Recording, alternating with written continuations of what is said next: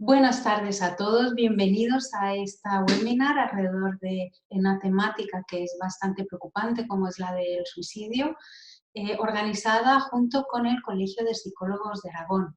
Yo me llamo Ginette Muñoz Rocha y soy la directora académica de ISEP. Nuestra misión en los últimos 35 años ha sido y es la de formar a los psicólogos y psicólogas en aquellas competencias esenciales que les permitan intervenir ante diversas situaciones. Para ello organizamos actividades formativas de posgrado y eventos de diversa índole, nacionales o internacionales, como puede ser esta webinar. Estamos encantados de unir esfuerzos con el Colegio de Psicólogos de Aragón y queremos dar en esta ocasión, aprovechar a dar las gracias a Lucía Tomás y a su excelente equipo por su gran colaboración y disposición para poder aportar un granito de arena para el desarrollo profesional de los psicólogos y psicólogas en el manejo de la salud mental en la población en general. Lucía a continuación nos explicará en qué consisten las jornadas que ellos están organizando alrededor del suicidio y luego tendremos la intervención de Vicente Martín y Lourdes Fernández, especialistas en el manejo de este tema que vamos a abordar hoy. A efectos prácticos, os quiero comentar que cada ponente tendrá alrededor de unos 20-25 minutos de ponencia y luego dejaremos unos minutos para poder hacer preguntas a través del chat o a través del micrófono abierto.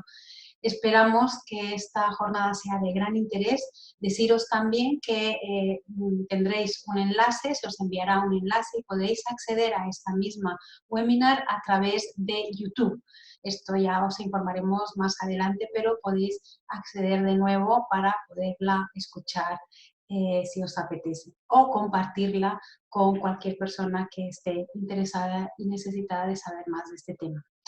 Me despido dándoos las gracias y deseando que disfrutéis muchísimo de esta hora que nos sigue.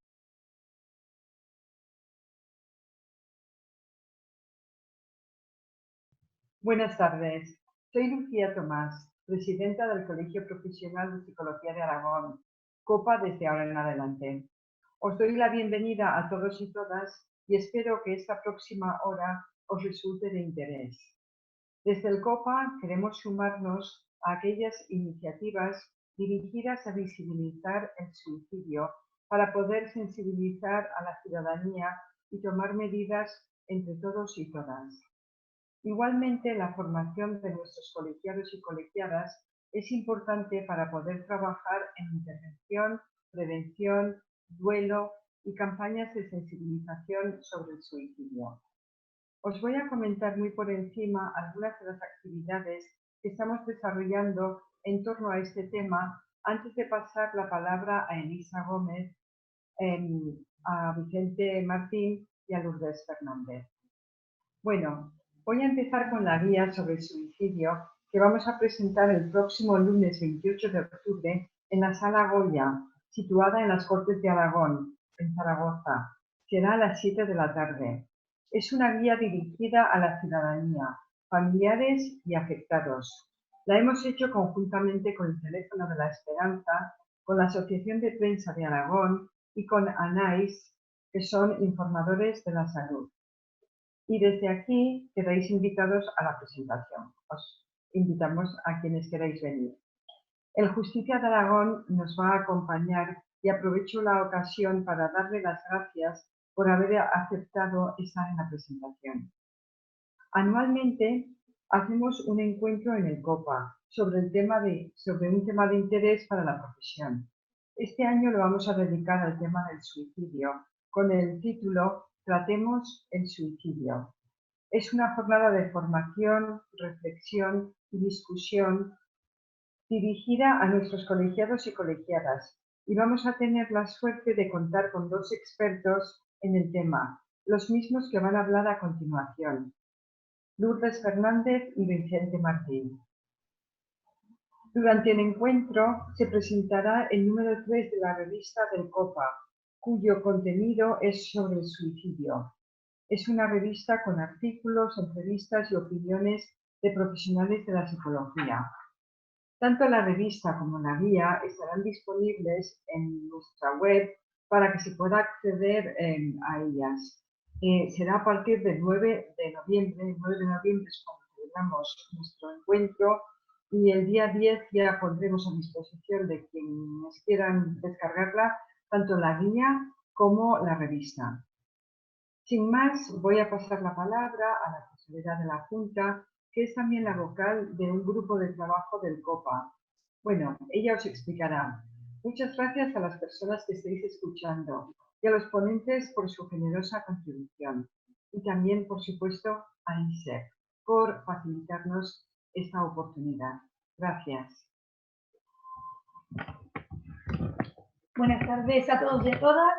Soy Elisa Gómez, vocal del grupo de trabajo de conducta suicida y autolesiva del Colegio Profesional de Psicología de Aragón. El grupo se formó a principios de este año 2019, fruto de la inquietud de un número de profesionales de la psicología, colegiados y colegiadas, que estaban preocupados por la alta incidencia de casos, interesados en la formación permanente tan importante e imprescindible en el abordaje de este tema, y conscientes de la necesidad de difundir estrategias de prevención de la conducta suicida o autolesiva. Tenemos que saber que el suicidio es la primera causa de muerte no natural en España, duplicando la tasa de fallecidos por accidentes de tráfico.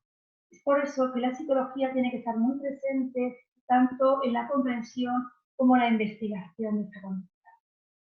Según la FEPA, que es la Federación Europea de Asociaciones de Psicólogos, los profesionales de la psicología somos los responsables, tenemos que poder reconocer y dar respuesta en estos momentos de crisis o suicida que puede afectar a una persona en particular. Además, la psicología está presente en la vida cotidiana de muchas personas, ya sean en sus centros escolares, de salud, servicios sociales, lugares de trabajo, con lo cual tenemos que ser unos referentes a los que acudir en una situación de emergencia o de crisis. La psicología, hemos de decir como ciencia, tiene que contribuir a la comprensión de este comportamiento y tiene que aportar evidencias basadas en la investigación. Además, nosotros como profesionales de la psicología tenemos que saber transmitir este conocimiento a los responsables de políticas legislativas para poder fomentar una sociedad que se favorezca el bienestar de todos y todas y minimizar las situaciones de riesgo. Por ello, el grupo de trabajo del colegio ha estado durante estos meses realizando diferentes actividades, entre las que destacaría la gestión de un curso de formación sobre evaluación, prevención e intervención de conducta suicida, la consulta de bibliografía especializada, la organización de un videoforum donde se trabajaron los mitos en torno al suicidio, o actualmente el estudio de casos que hacen los miembros del grupo para poder aprender y que nos permitan abordar e intervenir y trabajar con personas que sufren, que tienen ideaciones suicidas, con supervivientes o con familiares o amigos. Por último, indicar que el grupo de conducta suicida y autolesiva del Colegio Profesional de Psicología de Aragón está abierto a todos los colegiados y colegiadas que quieran participar y que estén interesados en el tema. Así que, por mi parte, sería ya dar paso al primer ponente. Sí que darle las gracias por la intervención que va a hacer. Sí que estamos encantados de su colaboración y sí que tenemos la suerte de contar con Vicente Martín Pérez, que es el vicedecano del Colegio Oficial de Psicología de Castilla y León. Tiene más de 30 años de experiencia en consulta privada, ha realizado varios másteres, todo responsable de urgencias en violencia de género en Castilla y León, coordina apoyo psicológico a violencia de género en la comunidad autónoma y coordina el grupo de intervención psicológica en emergencias del 112 de Castilla y León. Muchas gracias a todos.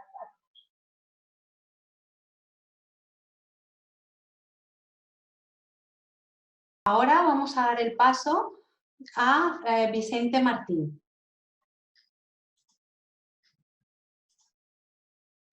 Un minuto, Vicente, que te estamos activando el micrófono.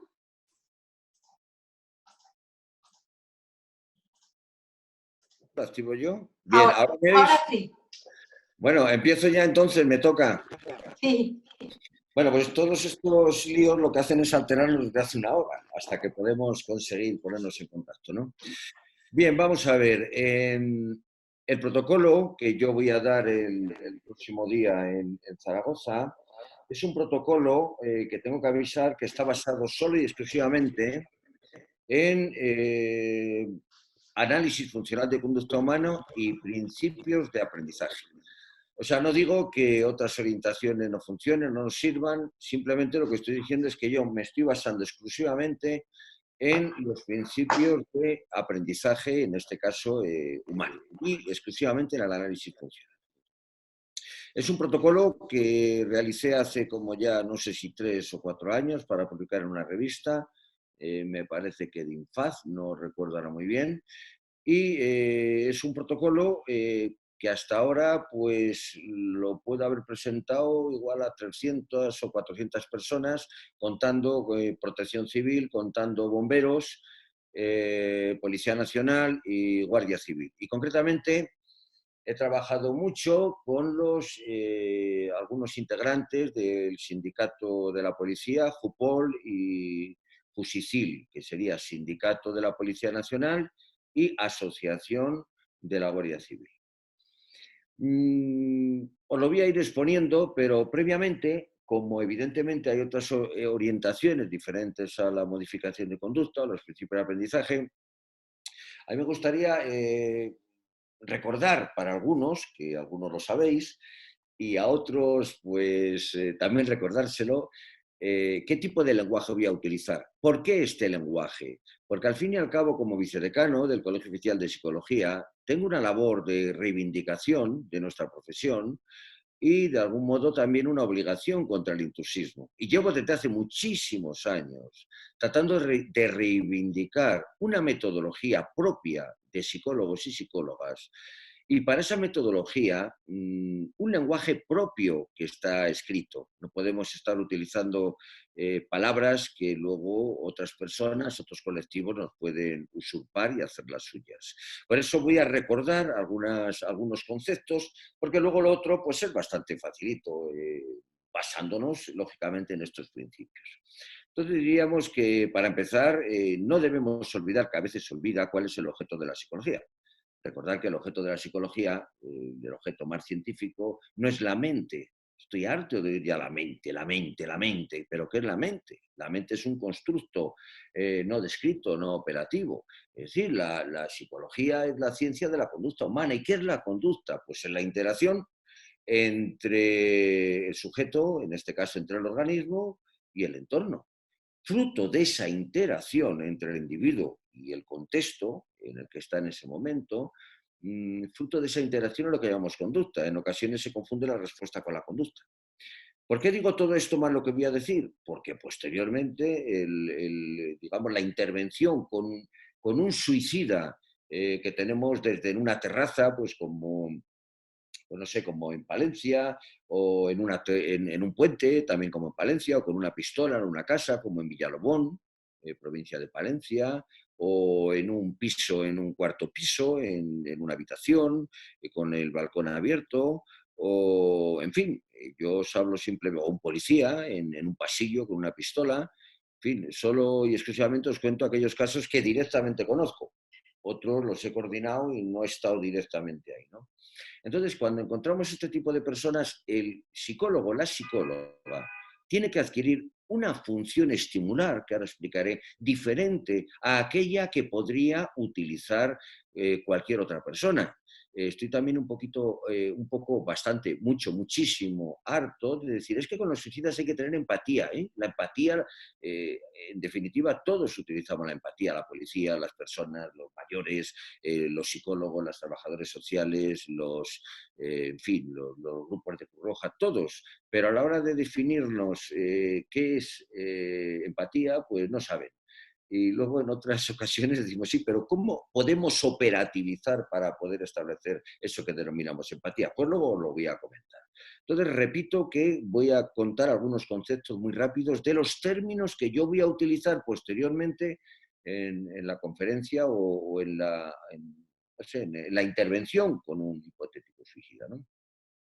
A ver, recordar, estímulo era cualquier elemento del contexto que tiene una funcionalidad para el sujeto, es decir, que el sujeto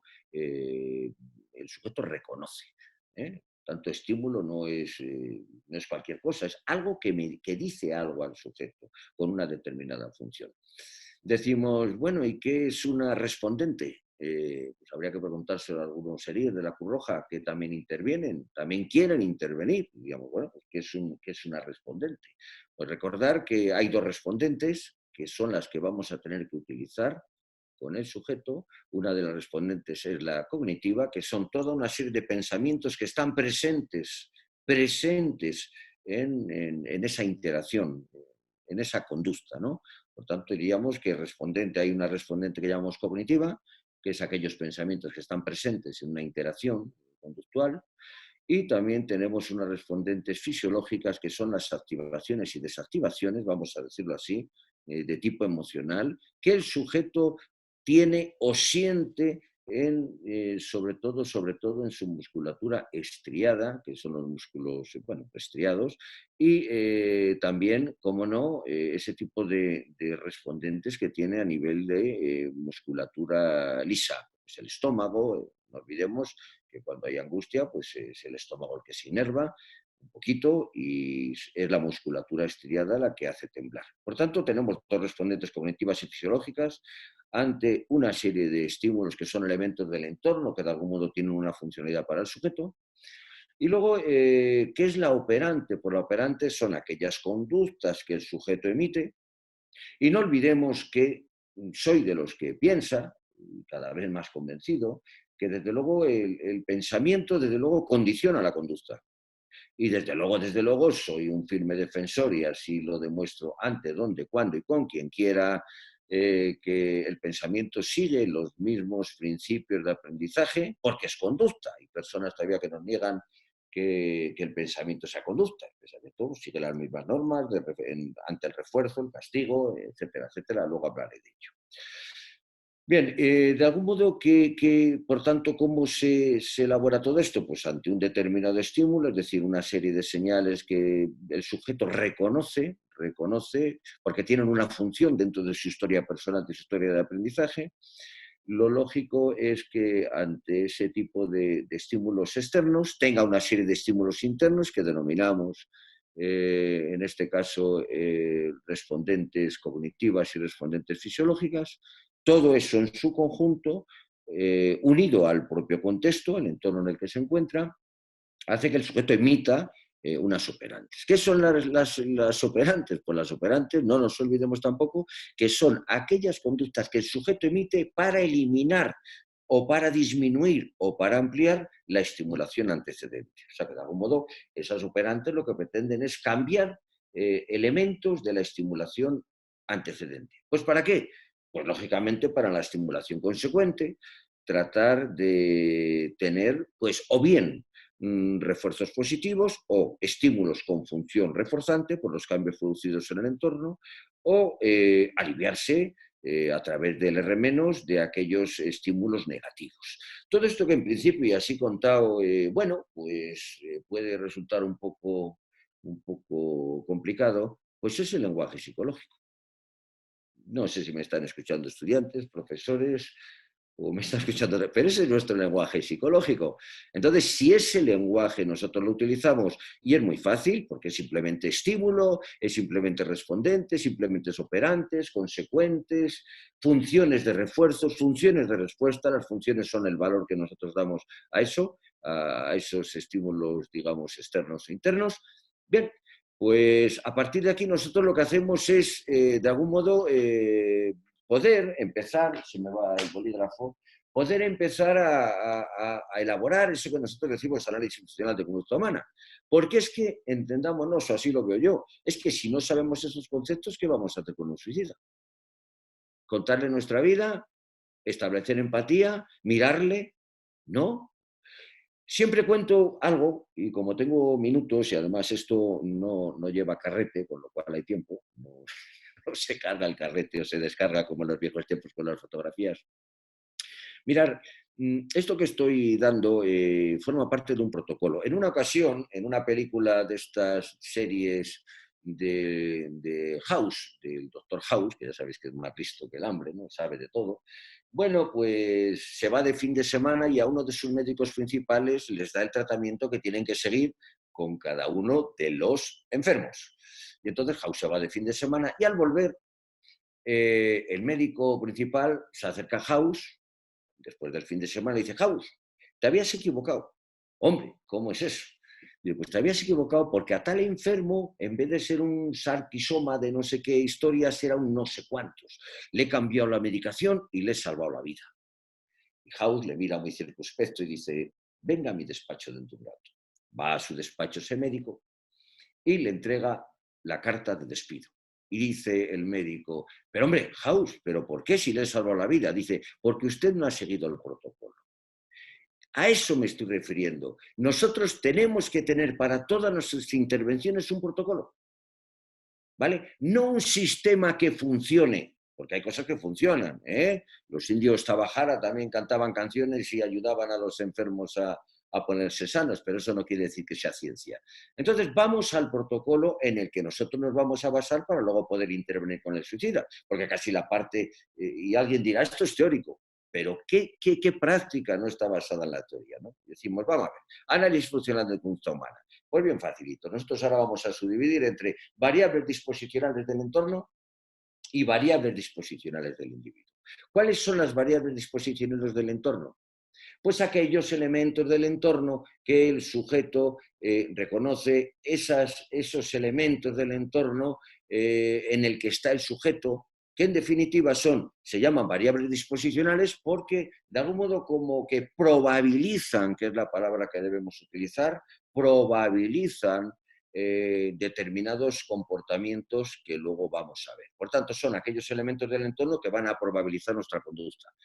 Lógicamente, un elemento del entorno, y son ejemplos que pongo para aquellas personas que entiendan o se muevan menos en este tipo de orientación, pues no es lo mismo el entorno de un tanatorio que el entorno de una boda, de una fiesta. Ese es un entorno. Por tanto, las variables disposicionales del entorno en un tanatorio son total y absolutamente diferentes. Bien.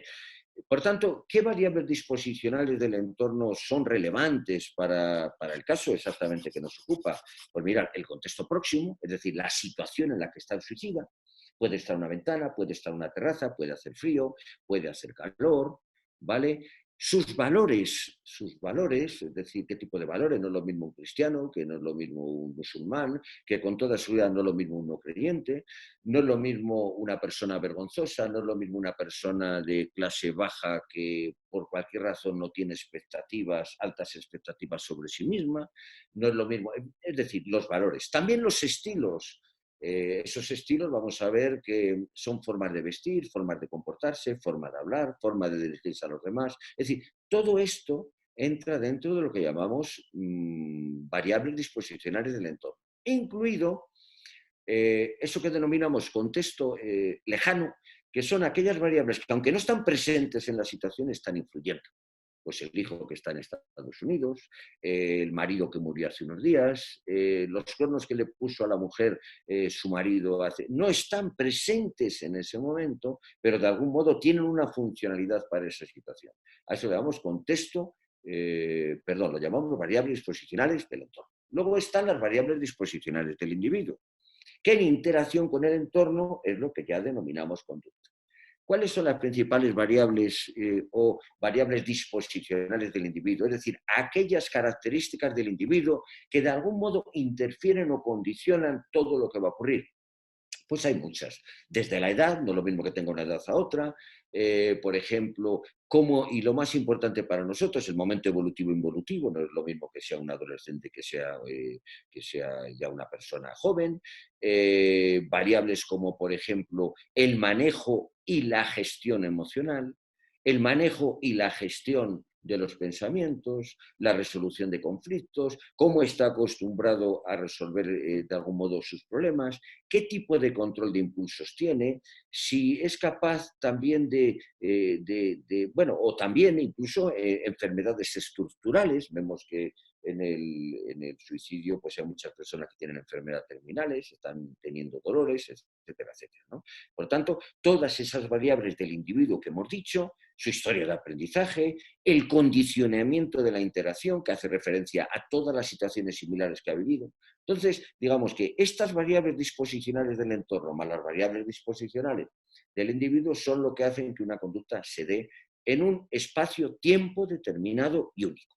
Bien, entonces el psicólogo parte de un escenario, la psicóloga cuando entran en una situación en la que una persona se va a tirar o se va a disparar o está amenazando con suicidarse, que es lo habitual, pues el psicólogo tiene que rellenar todos estos puzzles de los que hemos hablado. Y son los puzzles que yo intento, o las piezas que yo intento juntar en el protocolo. De tal manera que el psicólogo, cuanto más detalles tenga de todos estos elementos, va a ser mejor a la hora de crear un escenario en el cual él pueda intervenir. Por tanto, de algún modo, hay que recordar que en el momento en el que el psicólogo o la psicóloga entra en ese escenario, ya es parte de todo ese segmento conductual.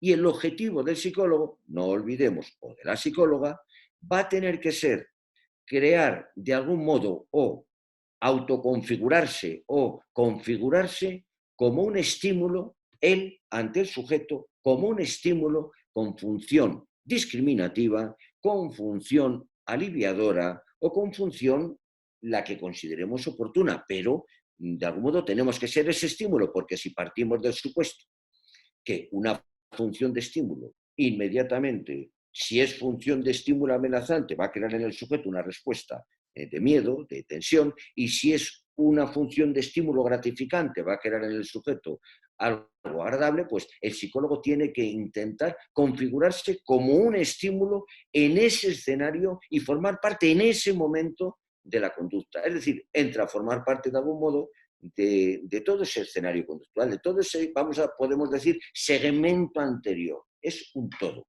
Por tanto, no olvidemos, el psicólogo no va a ser en este caso un profesional que viene desde fuera y sigue siendo ahí el profesional. Es profesional porque, entre otras cosas, sí estoy de acuerdo que acto profesional es solamente aquel que hacen las personas cualificadas y que además cobran. Si no, no es un acto profesional. Eso lo ha dicho pues el Tribunal Constitucional o quien sea. Bueno, bien.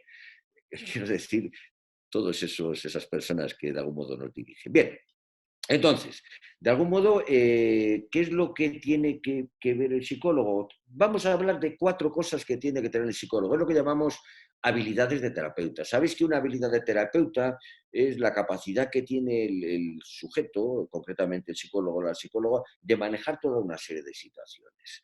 Entonces, el psicólogo o la psicóloga tiene que estar muy entrenada, pues, por ejemplo, en estrategias en habilidades sociales, tiene que estar muy entrenado en control de impulsos, en la gestión de emociones, tiene que estar de algún modo, sobre todo, muy entrenado en algo muy importante que os diré. No sé qué es la empatía, porque hay tantas definiciones que ya ni sabe uno a qué se refiere, pero sí os voy a decir una cosa. Uno se puede hacer que la otra persona le seamos familiar, es decir, de algún modo el psicólogo o la psicóloga dice, yo no sé qué es la empatía, esa capacidad de ponerse en el lugar del otro. No, yo no quiero ponerme en el lugar de un suicidado, a mí que no me cuenten películas. Pero sí puedo hacer creer a la persona que está intentando suicidarse que la entiendo, la comprendo, la apoyo y estoy ahí. ¿Cómo? Simplemente dejándome contagiar, lo vamos a llamar así, de algunos elementos verbales, no verbales y paralingüísticos, de los que luego hablaré, que ejecuta esa persona. De tal manera que si veo que hace determinados movimientos complejos, yo puedo hacerme familiar a él simplemente imitando pequeños elementos conductuales de su lenguaje no verbal, adaptándome a sus niveles paralingüísticos. Los niveles paralingüísticos, sonora paralingüística, como bien sabéis, tiene un nombre muy feo, es el tono de voz, volumen de voz, cadencia, ascendencia hacia arriba, es decir, todo lo que sería la música que nosotros decimos. Entonces, yo puedo hacerle creer que de algún modo, si yo me dejo como contagiar de algunos de esos elementos, si hace así, pues yo me haré algo parecido, si cambia de postura, luego lo vemos. Y eso es lo que a nosotros nos vale como constructo operativo descriptivo de aquello que es empatía. Además, el ponerse en el lugar, pues que venga Skinner y nos diga que era eso de ponerse en el lugar de los demás, que posiblemente lo odiara, ¿no? Diría, pero bueno, ¿de qué vais vosotros? ¿No?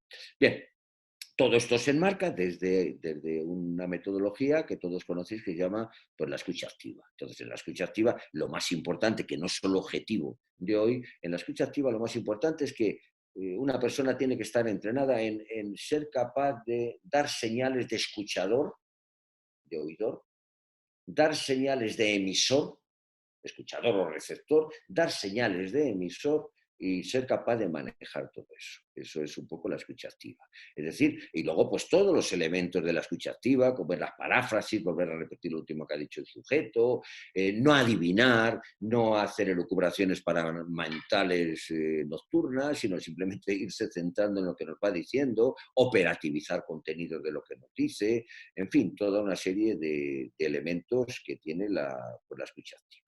Bien, a partir de ahí nosotros decimos, bueno, pues dados esos elementos y los otros elementos y las diferentes áreas de la conducta humana, lo cognitivo, lo fisiológico, lo motórico, se llamaba así en aquellos tiempos, ¿qué es lo que nosotros a partir de ahora tenemos que hacer? Pues intentar conectar con el sujeto solo y exclusivamente en aquellos elementos que nos permitan conectar con él.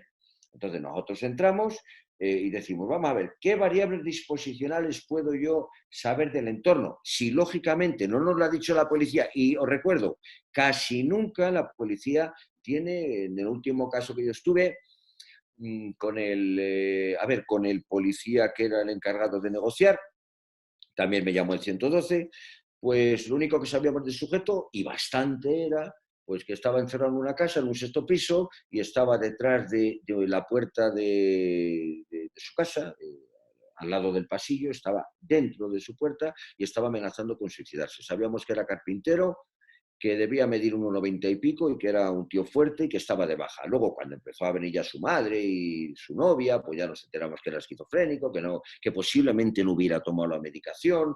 Entonces, claro, ahí no teníamos muchos elementos, solo podíamos utilizar los datos que teníamos del sujeto y los elementos paralingüísticos que nos iba dando y el lenguaje verbal. Es decir, de algún modo tenemos que adaptarnos solo y exclusivamente al caso único. Entonces, en ese caso único, nosotros decimos, vamos a ver, ¿cuáles son aquellos elementos operativos del contexto? Pues aquellos elementos descriptivos y operativos del contexto, es decir, aquellas variables disposicionales del entorno, del contexto próximo en ese momento, es que hace frío, que hay una ventana abierta, que esa ventana la ha abierto él, que hay un peligro, que está muy cerca o muy lejos de la ventana, que hace movimientos, es decir, simplemente con la observación de él. ¿Qué más elementos, como ya iré contando en la conferencia sobre todo, pues tendremos que ver cómo va vestido, es decir, qué zapatillas lleva, qué pantalones lleva, qué camisa lleva, si, claro, imaginaros que es muy relevante para nosotros que una persona un día de frío, hoy aquí en León, había por la mañana 5 grados, pues si nosotros vamos a atender a una persona, a intervenir con una persona que está a 5 grados al lado de una ventana y está con la camisa, decimos, hombre, este no acaba de llegar.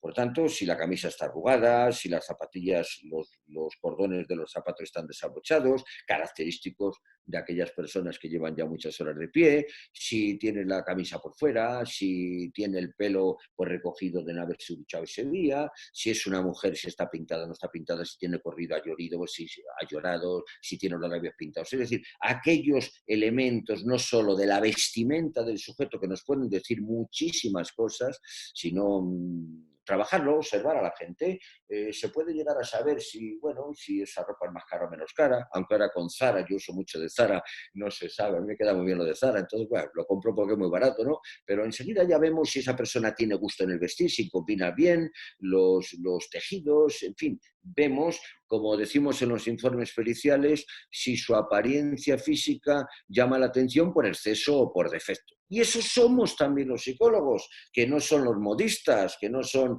Somos los psicólogos, tenemos que aprender a valorar, a evaluar también esas conductas, la presencia física. No a las conductas, me refiero a la apariencia física. Bien, tenemos que mirar también elementos de la apariencia ya física del cuerpo, si tiene bolsas, si tiene párpados cerrados, bajados, si tiene arrugas en la cara, si realmente tiene los carrillos hinchados, toda una serie de elementos. También, a partir de ahí, luego tenemos que ver los elementos paralingüísticos. Es característico de los depresivos hablar bajo, hablar lento, es característico de los cocainómanos, como este último al que fui yo, hablar muy rápido, hablar muy deprisa, hablar muy alto, muy apelotonado, todo, también. Luego tenemos que ver también otro tipo de contenidos, ¿Cómo? Ya voy acabando, 5 minutitos de contenidos. ¿Cómo? Tenemos que ver en los contenidos, hemos visto la presencia física, los elementos del sujeto, si lleva un reloj de una marca o lleva un reloj de otro, si lleva anillos, si lleva pulseras, eso quiere decir que es más coqueto, menos coqueto, quiere parecer más atractivo, menos atractivo. Luego en los contenidos verbales tenemos que saber qué es la información gratuita, qué son las autorrevelaciones, qué son las opiniones personales, qué son los pensamientos delirantes. Es decir, tenemos que saber todo esto para que cuando el sujeto nos hable, saber si establece relaciones de causa-efecto ilógicas, saber si no es descriptivo, saber si cree en la justicia universal, si hace sobreexageraciones. Es decir, eso simplemente por el lenguaje, por el contenido verbal. Y luego por el contenido no verbal, pues son los gestos, las posiciones, en fin. Por tanto, ya para ir acabando, diríamos que nos tenemos que fijar apariencia física, y yo os diré qué es lo que hay que tener en cuenta. Elementos accesorios de la apariencia física. Yo llevo un pañuelito, debo ser algo coqueto. Yo, si esto lo lleva a un suicidio y digo que me quiero suicidar, bueno, pues esto puede decir algo. Llevo una camisa un poco extraña, bueno, pues esto pega. Llevo también aquí un piercing reivindicativo sobre que los psicólogos tienen que estar en atención primaria. Pues hombre, un buen psicólogo, una buena psicóloga diría, oye, ¿y eso que llevas ahí qué quiere decir? Aunque nada más sea para establecer relaciones interpersonales. Oye, ¿te gustan los pañuelos con...? Pues todo esto son elementos que nos valen. Sigo los elementos paralingüísticos, el tono, el volumen, tal, que nos indica si está drogado, si ha tomado medicación, si no. Los elementos físicos, si tiene cambios o no cambios, que aprenderemos también a diseñarlos. Los contenidos verbales, información gratuita, opinión personal, se hacen muchas autorrevelaciones, etcétera, etcétera. Y luego ya por último, pues la cara y la mirada. ¿Cuándo se finaliza esto? Pues cuando el sujeto cambia todas esas esperanzas. Muchas gracias y nos vemos el próximo día. Gracias. Ahora salgo un momento. Vicente, se me ha quedado la boca seca. aprovechamos a darte las gracias. No sé si nos estás oyendo. Ha sido realmente corto, pero muy intenso y es realmente una motivación poder estar con todos ustedes en las jornadas y lo que nos ha contado Lucía para poder realmente profundizar. Es un deber y una misión que tenemos nosotros como profesionales de la salud o quienes se están formando en poder profundizar y tomar estos protocolos como una forma de intervención, como lo ha comentado Vicente. Mil gracias. Ahora vamos a dar paso a Lucía, o creo que es Elisa o Lucía, que nos presenta a Lourdes. Sí, aquí estoy. Bueno, pues tengo el gran placer de presentar a Lourdes Fernández Márquez, que bueno, es licenciada en psicología, en la especialidad de psicología clínica, es especialista en duelo, estrés postraumático, estrés agudo y terapia breve cognitivo-conductual de tercera generación. Y además es máster en intervención psicosocial, en situaciones de crisis, emergencias y catástrofes. Y sobre todo tiene mucha experiencia y mucho que contarnos en este tema. Y aunque sea en poquito tiempo, seguro que nos resulta de mucho interés. Muchas gracias, Lourdes.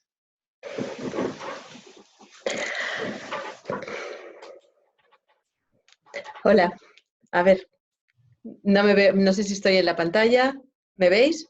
Estupendo. Vale, pues buenas tardes a todos, yo soy Lourdes Fernández.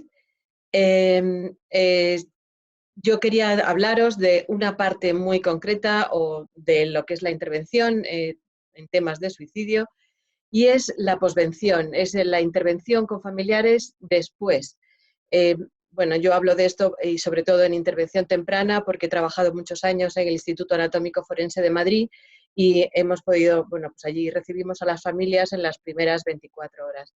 Voy a compartir con vosotros y espero que se vea una presentación. Vamos a intentar ayudar a estas familias porque estas familias tienen un duelo estigmatizante o prohibido. Es un duelo que, a diferencia del duelo socialmente reconocido, socialmente aceptado, que se expresa, que reciben un apoyo familiar y social, es un duelo sano.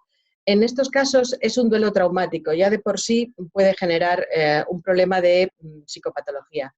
Pero además es un duelo inaceptable que se disfraza, que normalmente se esconde y se establece un secreto dentro de la familia y dejan incluso de hablar de ello.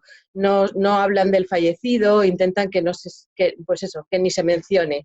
Además evitan tener foros sociales, evitan los amigos para no tener que mentir, para no tener que decir preguntas incómodas sobre, pues tuvo un infarto, cosas así, que es lo que se suele decir. Luego, debido a esto, entonces carecen de ese apoyo social necesario. Y desde luego hay algo que todos tienen y es que de alguna manera se les instaura un cierto sentimiento de culpa. Todos creen que habrían podido hacer algo. Porque resulta que el juez más duro somos nosotros mismos, con nosotros mismos. Sentimos culpa. ¿Y qué es la culpa? Pues es haber faltado a un deber autoimpuesto. Y claro, si yo no es que esté cumpliendo una ley externa, sino es un deber que yo a mí mismo me he puesto, si falto a ello, en realidad estoy faltando a mí mismo. Y por tanto, me voy a sentir mal. Y además, la función de la culpa es reguladora, es algo pues, normal, ¿no?, que tenemos todos para precisamente ser consecuentes con nosotros mismos e ir evitando producir daños o bien repararlos. Entonces, si esto es un sentimiento normal, ¿por qué intervenir con una persona que tiene un sentimiento de culpa si es algo normal? Bien, pues es que por exceso, por defecto, la culpa puede ser algo anormal. Por defecto ya sabemos, un psicópata no siente culpa, no tiene remordimientos y por tanto su sentimiento de culpa es anormal. En el suicidio lo que suele haber es una culpa por exceso. Suele sentirse culpable sin que haya pasado nada, que objetivamente hubieran podido hacer algo, que objetivamente fuera malo o que estuviera fuera de su control. Y aún así esa sobreexigencia hace que sientan que son responsables de aquello. Y además se vive con una altísima intensidad emocional. ¿Y por qué hacer una intervención temprana? ¿Por qué yo considero que es necesario la intervención temprana?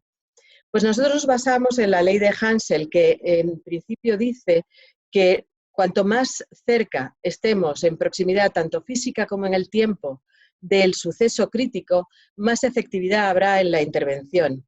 Y por tanto tendremos más opciones a que no se instauren y se fijen ciertos pensamientos.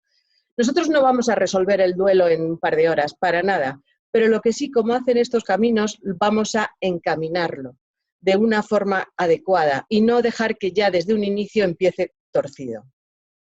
Por tanto, la intervención temprana, ¿cuál va a ser nuestro objetivo? Evitar que se fijen ideaciones de culpa. Ese es el objetivo que vamos a tener en mente todo el tiempo.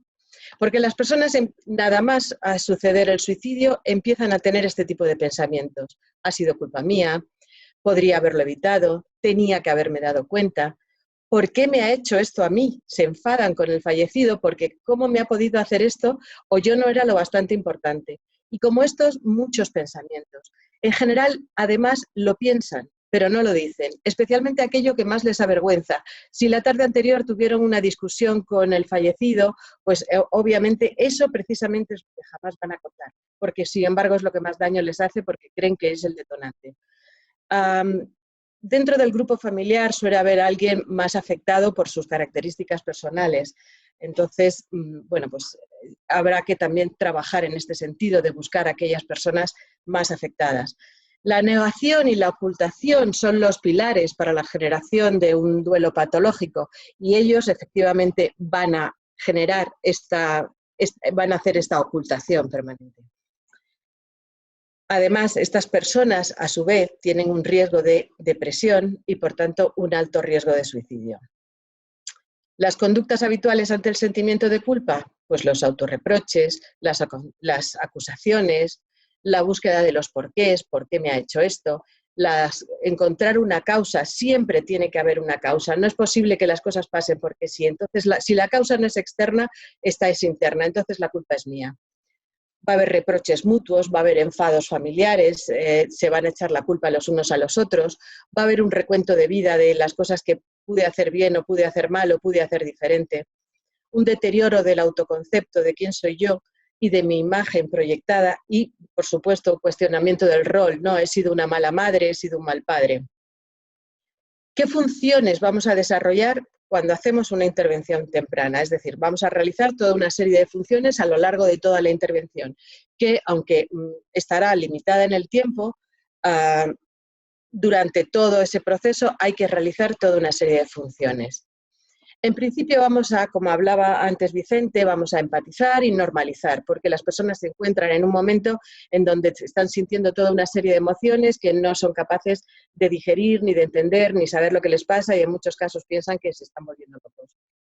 A la vez que hacemos todo esto, vamos a valorar la situación y evaluarla y hacer reestructuración de las distorsiones cognitivas, especialmente esas que se están iniciando, que todavía no se han fijado, pero que se están empezando a cuestionar. Estas distorsiones, que estas son las más habituales, es especial la personalización de que todo es culpa mía, y sin abrirse a otras opciones, la generalización o magnificar, en fin, todas las habituales de reestructuración de distorsiones cognitivas, van a ser las que vamos a tener que trabajar en ese primer momento, para que no llegue a fijarse. Y finalmente a proponer opciones. Voy a daros unas pautas generales para esa empatía, esos primeros pasos o esa primera función. Nosotros vamos a hacer un acercamiento activo, no vamos a esperar a demanda. Y no vamos a esperar a demanda porque además yo creo que muchas veces las personas no saben muy bien qué pueden esperar de nosotros, qué podemos ofrecerles, con lo cual nos suelen decir esto de muchas gracias, estamos bien. No, no estás bien, porque si se acaba de morir tu hijo y más por suicidio, seguro que no estás bien. Entonces, lo que no sabes es yo qué te puedo ofrecer. Vamos a favorecer el relato de lo sucedido con escucha activa. Como nos decía antes Vicente, la escucha activa es una parte muy importante de nuestra labor. Por tanto, esto permite ir integrando la parte emocional con la parte cognitiva.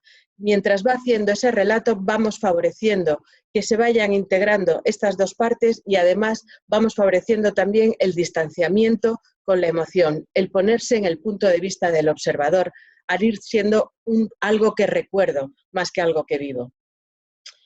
Desalarmar, normalizando la sintomatología, lo que te está pasando es normal, piensa que todo es una película, por ejemplo, que esto es una película, esto no me está pasando a mí, pues esto normalizarlo, porque claro, el pensar que es una película piensa que se está volviendo loco. Aceptar su desahogo emocional como venga. Ser la persona en que confíe sus culpas reales o supuestas, que te las cuente. Nunca vamos a hacer una evaluación negativa por muy horrible que sea lo que nos está diciendo, porque ahí simplemente vamos a establecer una barrera. Ni por supuesto jamás decirle esto de, por Dios, no, que vas a ser tú culpable. No digas eso. Pues exactamente es lo que vas a conseguir, que no te lo diga. Vamos a reforzar durante todo el relato aquellas conductas adecuadas que haya hecho, pues llamar a emergencias, cuidar al resto de personas de la familia, el estar hablando hasta con uno. Todo esto son conductas adecuadas y por tanto nosotros vamos a irlas reforzando para ir empoderando a esa persona que en ese momento ha perdido toda capacidad de, digamos, se siente absolutamente desprotegida, para que vaya cogiendo las riendas otra vez de la situación. Por supuesto, desgeneralizar las conductas descalificadoras, ir abriendo la visión en túnel, adquieren una visión en túnel muy fuerte, vamos a ir planteando otros puntos de vista, dando explicaciones profesionales del suicidio, de tal manera que no lo vean como por una única causa ha sucedido aquello, sino que, bueno, pues le damos una explicación profesional de otras opciones y de otras posibilidades. Le vamos a ayudar a pensar. Dar permiso a que se enfade con el fallecido. Le acaba de hacer la faena del siglo, está enfadadísimo con el fallecido, pero a la vez se siente más culpable todavía por estar enfadado con el fallecido. Pero si es que te acaba de hacer daño.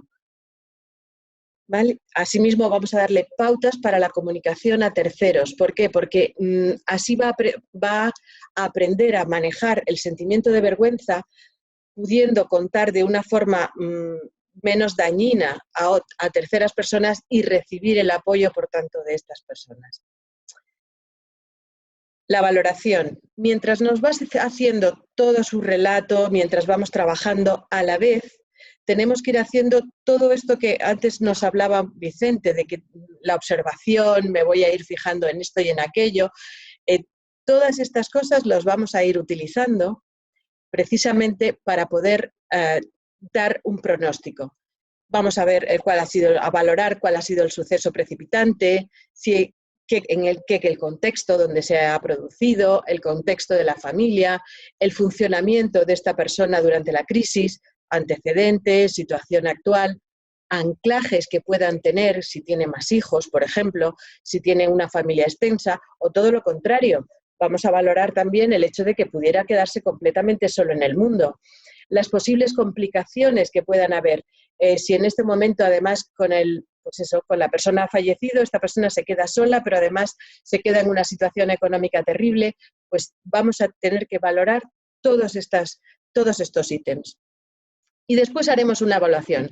Por supuesto, es una evaluación clínica, no es una evaluación con test ni una evaluación formal de consulta, sino es una evaluación rápida que, dependiendo de esta valoración que hemos hecho, lo que vamos a darle es el grado vamos a averiguar o a entender el grado de aceptación que ha tenido la persona o que está teniendo con la situación, o todavía está en una posición de una negación enorme en donde todavía no avanza, no acepta y tiene pues eso, un rechazo de no, esto no ha pasado. Hay personas que, bueno, yo he tenido alguna persona que estando allí en el anatómico forense y esperando para hacer los papeles, me tenía el teléfono en la mano diciendo estoy esperando a que me llame por teléfono. Es lo que seguro que me va a llamar. Claro, la familia pensaba que se había vuelto loca, porque si sabe que le van a llamar, si está esperando que su hijo le llame, es que no sabe que su hijo ha muerto. Bueno, pues no se estaba volviendo loca. La verdad es que ella entendía y me lo llegó a decir. Entiendo que mi hijo ha fallecido, que mi hijo ha muerto, pero me reconforta pensar que me puede llamar. Bueno, pues en un primer momento vamos a admitirlo. Vamos a dar una percepción de pronóstico. Nos parece que esto pinta mal o nos parece que, bueno, pues tiene un buen apoyo social, tiene una familia extensa, su personalidad parece que tiene capacidad de afrontamiento, por lo tanto el pronóstico no es tan malo. Pero hay otras personas que los ves que tienen psicopatologías previas, que se le tiene duelos acumulados, que está en una situación terrible, su pronóstico es malo. Además, en familias con suicidas, cuando hay un suceso de suicidio suele suceder que ha habido algún otro suicidio en la familia anteriormente, un abuelo, un tío, un familiar o alguien. Es decir, que puede haber, digamos, familiarmente algún tipo de componente histórico. ¿Vale? Vamos a ver la posibilidad de darle pautas a la familia, porque a lo mejor puedes dárselas para que cuiden a esta persona o no, en lo absoluto les ves que no son capaces. Vamos a establecer acuerdos con esta persona en cuanto a sus acciones, de si cuando se encuentre mal que nos llame o que se ponga en contacto con. Vamos a hacer derivación y seguimiento. Aquí os doy algunas técnicas, no sé cuánto tiempo me queda, supongo que no mucho. Vamos a hacer aquí algunas cuantas técnicas que vamos a utilizar específicamente en la reestructuración cognitiva, porque esto aquí es precisamente donde vamos a trabajar el tema de la culpa. Vamos a trabajarlo a base de este tipo de técnicas, de pruebas de realidad, de intención paradójica. Curiosamente, la intención paradójica, si se sabe manejar bien y no parece que te estás burlando, funciona bastante bien para que sea la propia persona la que llegue a la conclusión adecuada. Ellos mismos niegan lo que tú le estás diciendo. No, claro, tú tuviste la culpa porque tú hiciste, porque tal. Son ellos mismos los que al final frenan y dicen, no, yo no. Entonces, si sabemos manejarlo adecuadamente sin que parezca una burla, va a funcionar bastante bien. El cambio de roles, si me hubiera pasado a mí, ¿tú qué me dirías? El cambio de perspectiva, ponerlo en el punto de vista. ¿Qué otra cosa, pensándolo ahora ya más despacio, qué otra cosa hubieras podido haber hecho? Y normalmente lo que sucede es que hasta estando tranquilamente sentados no se les ocurre qué otra cosa. Y digo, pues en aquello que pasó en microsegundos, ¿cómo crees que se te podía haber ocurrido otra cosa? Pensamiento mágico, él tenía que haberme dado cuenta, yo tenía que haberlo sabido. ¿De verdad qué pistas tenías tú para realmente... ¿Cuántas veces no había ido a ese parque y había vuelto y no había pasado nada? ¿Por qué hoy crees que era diferente? Y promover el afrontamiento activo, darle pautas para que antepongan ciertas conductas frente a posponer los pensamientos disfuncionales y que los dejen para la consulta o para un momento adecuado. Como decía antes Vicente, el pensamiento condiciona la conducta y, por tanto, vamos a intentar que ellos establezcan toda una rutina de posponer el pensamiento cuando vean que es muy negativo para ellos.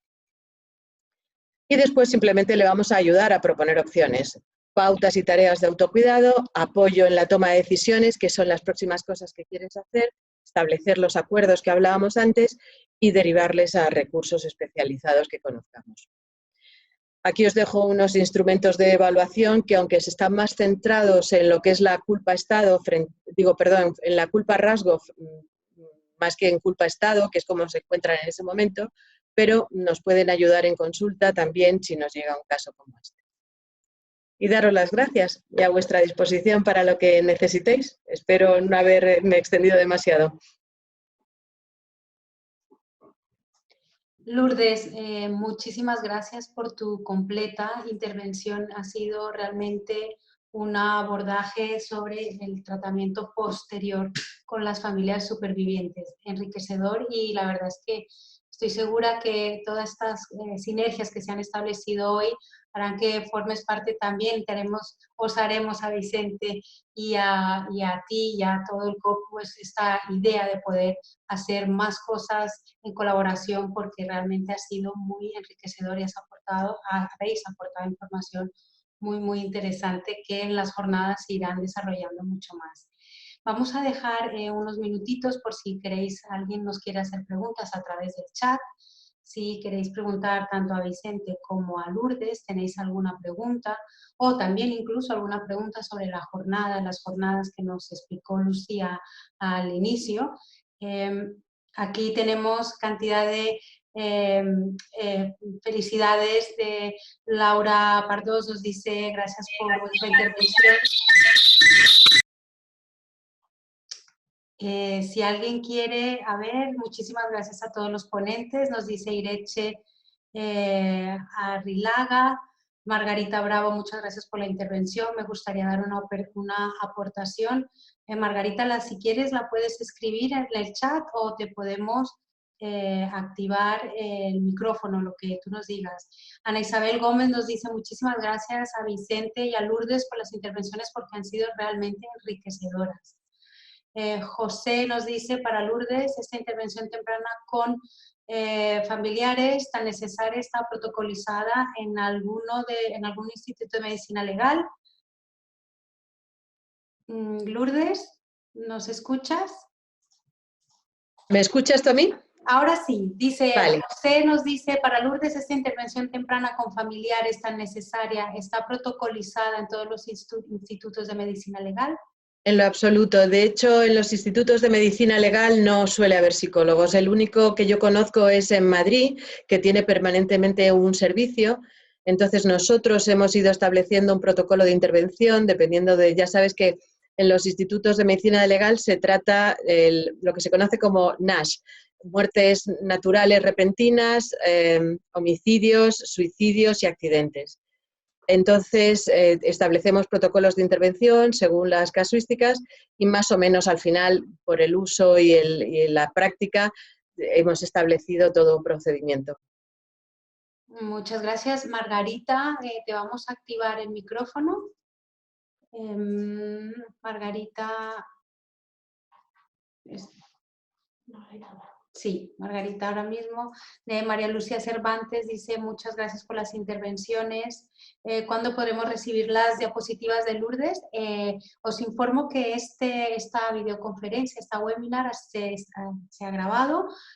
A través de COPA os enviaremos el enlace de YouTube para que podáis ver las diapositivas o todo lo que hemos visto ahora. Margarita, te hemos abierto micrófono. Hola, buenas tardes. ¿Me escucháis bien? Sí, Margarita, buenas tardes. Muy buenas. Pues mira, yo quería aportar que estuve 2 años trabajando en la Asociación Mucha Alegría de Málaga. No sé si la conocéis. Yo personalmente no. Pues hace una labor increíble de prevención en suicidio que cada vez va teniendo más difusión, la verdad. Y estuvimos haciendo unos talleres que lo que sobre todo nos basábamos era en los valores de las personas, en las fortalezas personales. Porque nosotros teníamos la idea, bueno, ellos seguirán teniéndolo, de que todas las personas tenemos habilidades y capacidades para afrontar diversas situaciones difíciles de la vida. ¿qué ocurre? Que muchas veces nadie nos ha reforzado esas habilidades y pensamos erróneamente que no las tenemos. Entonces, esas fortalezas personales como la gratitud, la curiosidad, el agradecimiento, muchas veces nos salvan de la locura, básicamente, ¿no? Porque cuando tú estás curioseando en algo para aprender, pues no te dejas llevar por esos pensamientos que nos limitan a la hora de afrontar pues, todos esos problemas que podemos tener en la vida, ¿no? Y la verdad es que la gente estaba muy contenta y salió muy contenta de esos talleres por eso mismo, ¿no? Porque decía, anda, yo no sabía que tenía cosas buenas en la vida. Claro, como nunca les presto atención, solo presto atención a lo malo, no he olvidado que tengo 2 hijos más, o que tengo un trabajo, o que tengo un marido que me quiere, y muchas veces cambiando las gafas con las que enfocamos las cosas de la vida y como bien decía Vicente, las creencias que tenemos y los pensamientos que tenemos, pues eso nos condiciona a todo, ¿no? Y los valores, al fin y al cabo, están ahí, ¿no? Que hay que fomentarlos y promoverlos. Es correcto. Muchísimas gracias, Margarita. Vamos a dar siguiente a la pregunta que le hacen a Vicente. Yurena Rodríguez le pregunta a Vicente, ¿qué estrategia concreta considera clave más relevante para la prevención de la conducta suicida con respecto a la persona y por parte de la familia? Vicente, ¿nos escuchas? Aquí te lo acabas de pasar. Aquí está arriba.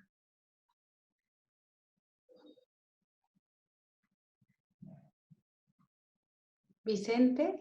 ¿Ahora me oís? Sí, perfecto. ¿Cuál era la Sí, te la repito. Dice, Yurena nos dice, ¿qué estrategia concreta considera clave más relevante para la prevención de la conducta suicida con respecto a la persona, con respecto a la persona y por parte de la familia?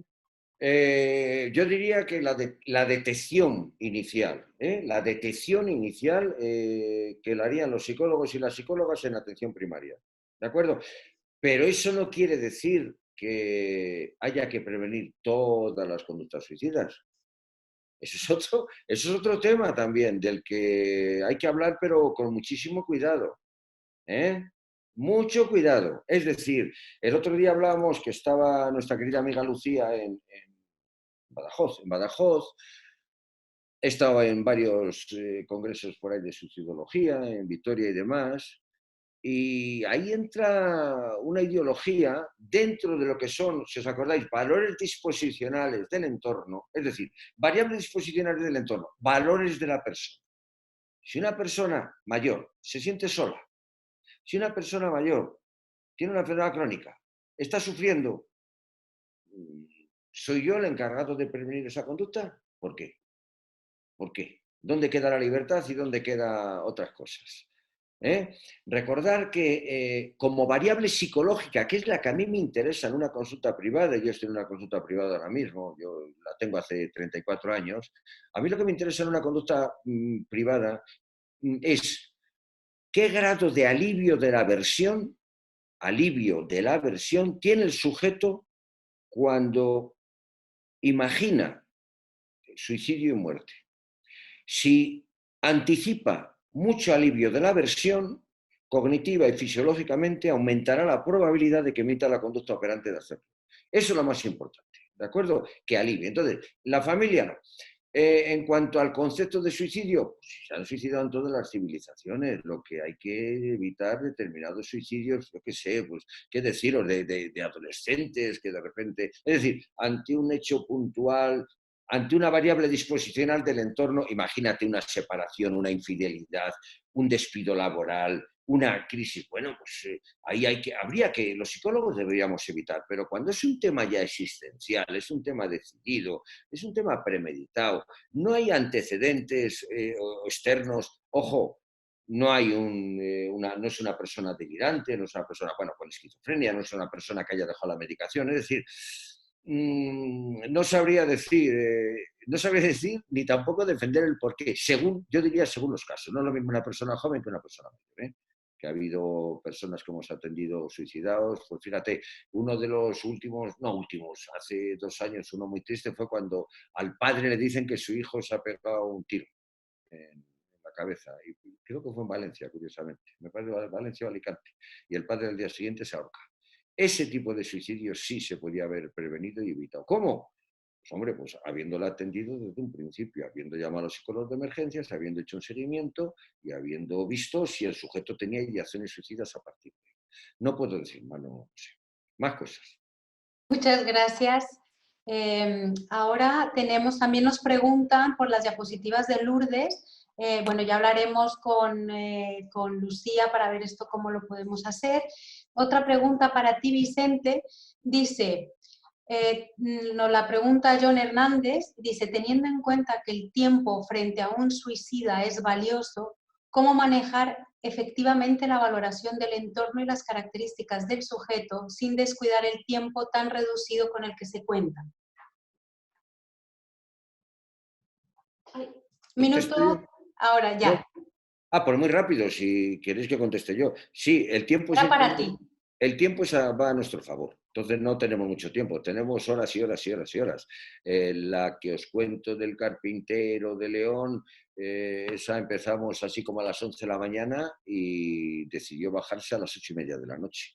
O sea que el tiempo siempre corre a nuestro favor. Cuanto más tiempo ganemos, pero es que depende, cuanto más tiempo ganemos observando, más disminuyen las respondentes a lo mejor fisiológicas.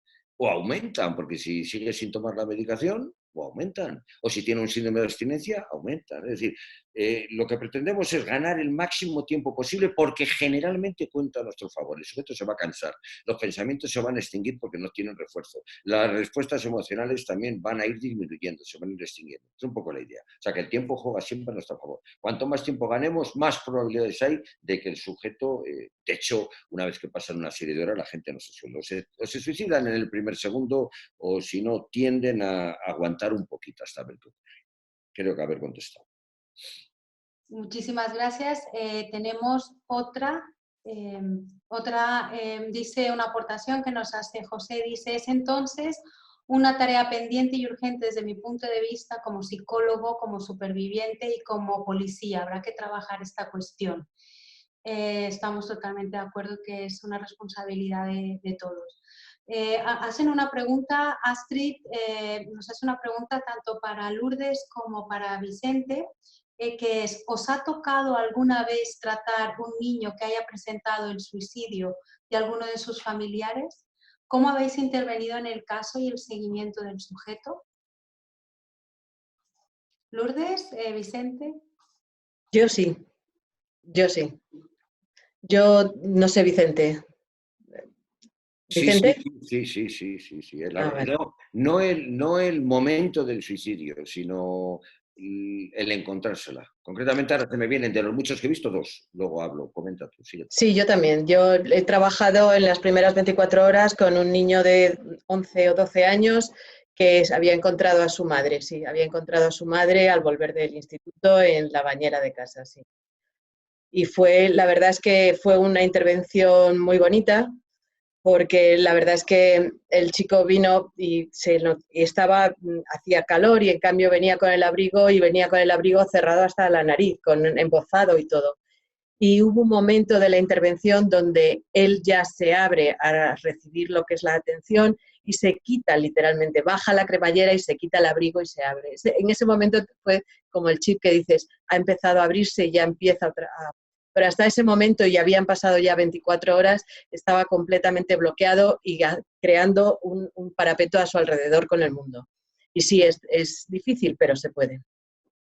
Muy bien.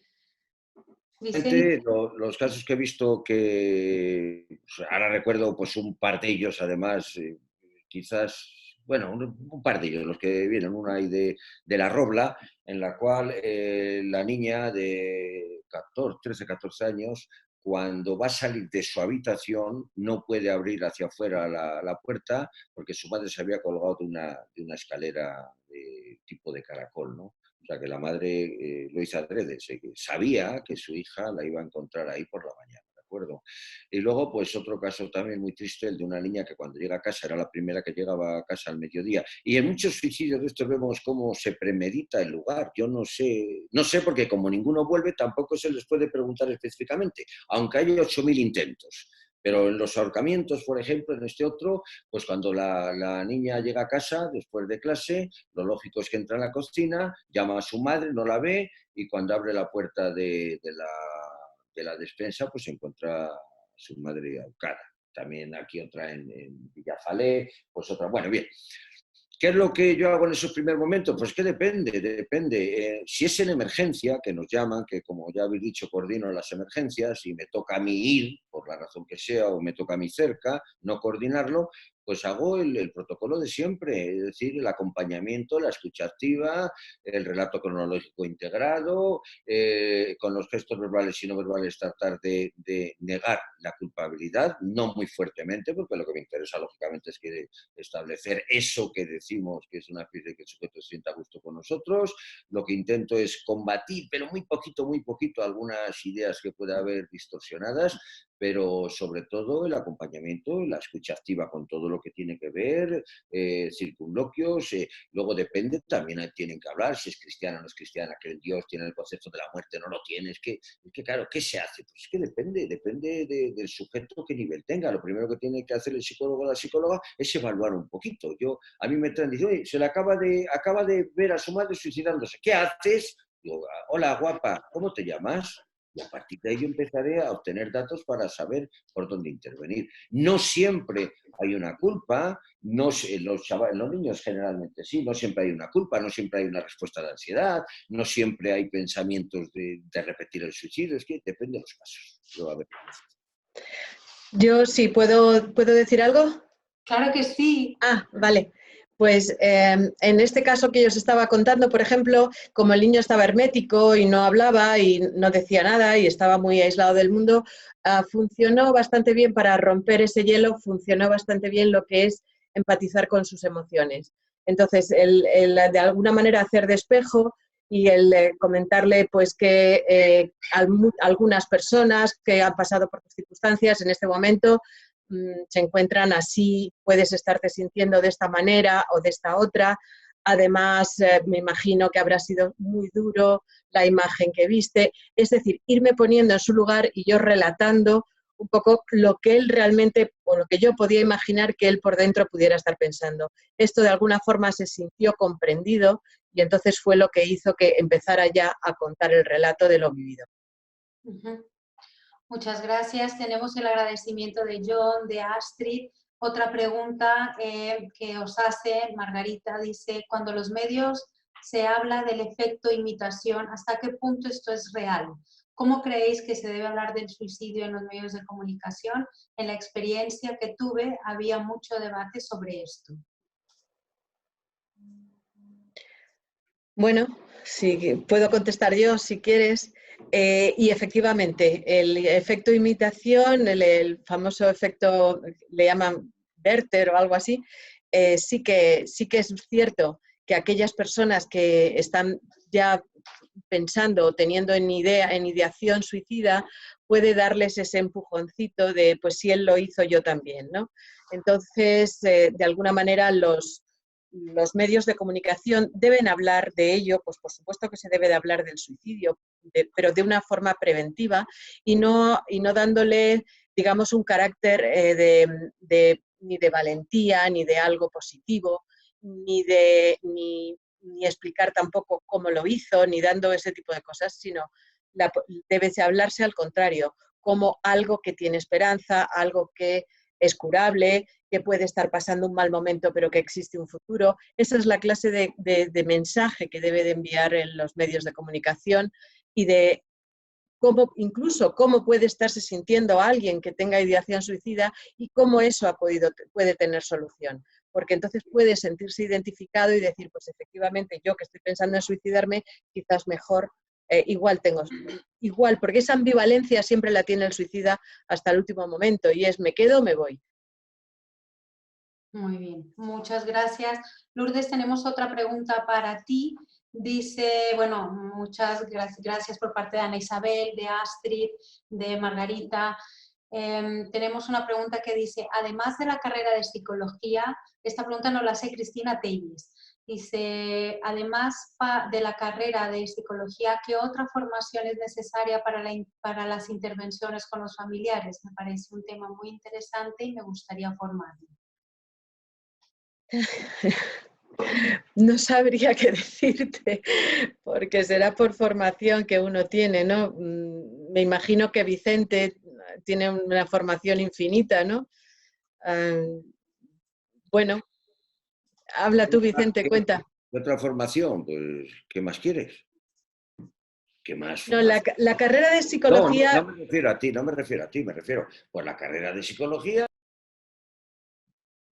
ser en modificación, vamos, en modificación de conducta.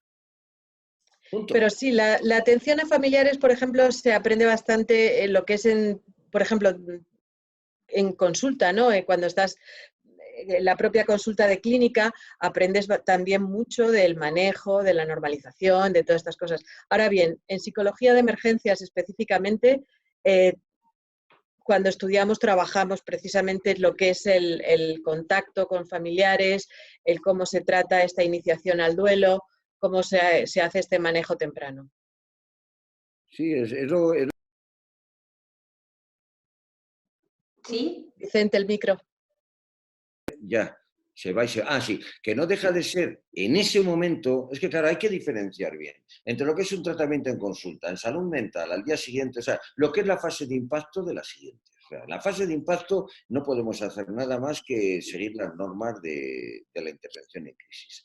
Y luego, hombre, si te vienen a las 24 o 48 horas, el último caso que estoy viendo, pues es de un hermano y de la madre y del padre que se ha suicidado pues como hace mes y pico, un chaval de poquitos años, 19, 20 años. Claro, yo les estoy atendiendo después más o menos del mes. Entonces no es lo mismo, no es lo mismo al día siguiente, que no es lo mismo la fase de impacto, que no es lo mismo luego a los 2 meses. Es que todo depende del sujeto. La intervención, es que todo depende, te lo está diciendo el sujeto. Hay que evaluar. Si no evalúo, yo soy de los que digo, yo no sé nada. Y yo no me complico ya la vida con nadie si no tengo una mínima evaluación para establecer unas hipótesis explicativas, como mínimo. Y luego, de las explicativas me saldrán las predictivas. Es decir, ¿qué tengo que cambiar de ese sujeto?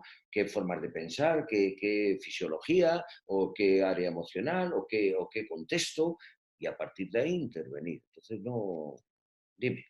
Yo quiero romper una lanza en este momento, ya que ha surgido el tema, yo quiero romper una lanza por la psicología de emergencias, ¿no? Por la especialidad en intervención en crisis, emergencias y catástrofes. Porque la realidad es que, bueno, habéis visto todo lo que Vicente nos estaba contando, todo lo que os he contado yo, muchísimo más que por supuesto no os he contado, y todo eso lo manejamos, lo tenemos en la cabeza y lo tenemos que manejar a mucha velocidad, muy rápido, valorando, evaluando. Todo esto que él estaba hablando de hacer un análisis funcional in situ en el momento, es una especialidad muy dinámica y que requiere muchísimo conocimiento de mucha psicopatología, en fin, un montón de cosas, y que no creo que cualquier otra especialidad pueda, eso que siempre se dice, no, es apoyo, hacemos compañía y ya está, ¿no? Y cualquiera lo puede hacer. No lo creo, no creo. Hombre, acompañar a alguien sí que lo puede hacer cualquiera, por supuesto, pero para eso ya tienen familias y amigos. Entonces, una intervención de verdad especializada en emergencias que sirva para algo requiere formación específica. Claro, y luego en el acompañamiento pues está la ventilación, está un contacto, pero no agarrarse así como hacen los series de Cruz Roja, que parece que van a asfixiar al sujeto, como nos pasó cuando el accidente del Hispaner. Y no sonriáis porque lo habéis visto, enseguida le tiran una manta a la cabeza, enseguida les... No, eso no es el acompañamiento. El acompañamiento es acompañar pensamientos, acompañar emociones, acompañar gestos, acompañar posturas, es eso, acompañar. Y mientras tanto que el sujeto vaya ventilando, pero en la línea que él considere. Si muchas veces, para mí lo más complicado en emergencias, si tuviera que decir, ¿cuál es lo más gordo que usted ha visto o que tú has visto? Tener que estar con una madre 5 o 6 horas en un tanatorio, sentado. Eso es nuestra intervención psicológica. No cuando sales con el chaleco, te sacan una foto acompañando a un familiar, el avión al fondo, la casa destruida. No, eso es muy bonito. Eso, en esos momentos casi no estás haciendo nada. Lo fastidiado es estar en un tanatorio al lado de una madre, 6, 7 horas, y la madre haciendo... Y tú ahí diciendo, sí, no se dirige a ti, pues o a oír, ver y callar y a seguir con lo mismo. Eso es lo complicado. Pero Vicente, hasta ese acompañamiento que estás haciendo, incluso los silencios y el estar callado, es un acompañamiento profesional. Es decir, tú sabes cuándo debes estar callado y sabes en qué momento debes hablar. Y lo sabes porque profesionalmente lo sabes. No es por intuición, no es porque, bueno, pues lo puede hacer cualquier otro, sino que tú estás permanentemente en ese silencio valorando cuál es el desarrollo de la situación y en qué momento es el adecuado de intervenir y en qué momento es el adecuado de callar. Sí, señora. Así es. Max, Sí, ahora vamos ya a empezar a concluir. Nos encantaría poderlo alargar, pero sabemos que todos tenéis diferentes compromisos y para no hacerlo más largo también, la puerta queda abierta en las jornadas. Os podéis dirigir a las jornadas que ya nos habló Lucía, las conferencias y todo esto queda, como decía anteriormente, abierto. Vamos a hacer la última pregunta que nos hace Ana Isabel Gómez. Dice: la prevención del suicidio es complicada, pero seguro que hay formas de identificar a sujetos con ideas suicidas. Hay comportamientos previos que nos pueden dar la voz de alarma a personas del entorno. Por supuesto que sí. Por supuesto que sí. De hecho, una de las razones por las que son tan importantes las guías como las que está haciendo ahora mismo el Colegio de Aragón es precisamente esto, es informar para que para que la ciudadanía tenga conocimientos de, por ejemplo, de síntomas y signos que puedan estar dando las personas y que nosotros seamos capaces de observarlos y entonces ponernos en alerta y decir y tomar decisiones. En realidad no vamos a tener un pronóstico ni una bola de cristal de esta persona se va a suicidar, no lo podemos saber, pero sí que está dando señales como para tomar una decisión de igual es necesario que vaya a ver un profesional o necesita una cierta atención, porque ya va apuntando maneras. Y esto, si lo supieran en realidad la ciudadanía, si supiera ver estas cosas, yo muchas veces digo, todos podemos, a mí alguien me ve con fiebre, con dolor de cabeza, con el moco y con no sé qué, ¿y qué tengo? Pues todos me diríais, pues tienes un catarro. ¿Y sois médicos? No, pero más o menos todos sabéis ver una sintomatología.